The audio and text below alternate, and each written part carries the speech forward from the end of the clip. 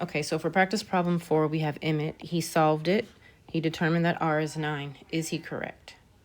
So with problems like this, you can either decide to solve it and see if you get the same answer, or you can just check it since they gave you the answer.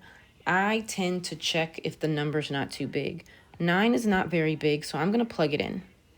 So 16.5 plus 3 over 2 times 9 over 1, because I'm plugging in 9s wherever r's were, equals 12 plus 2 times 9. So this is going to be 16.5 plus 27 halves equals 12 plus 18. I know that's just 30. So now I have a fraction and a decimal. I'm pretty good with decimals, so I'm going to change this fraction into a decimal and then just add. So 27, what's half of 27? 2 goes into 2 once.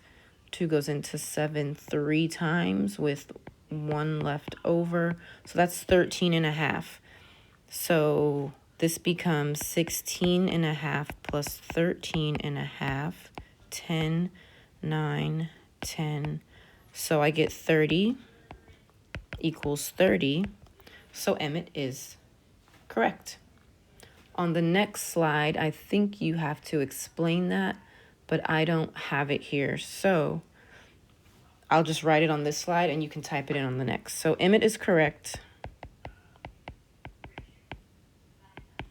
because when I substitute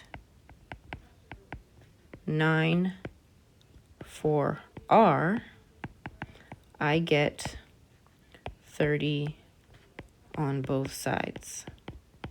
That means when I plug in whatever he thinks the answer is, it made the equation true. If you have the same number on both sides, the equation is true, so whatever your answer was is correct.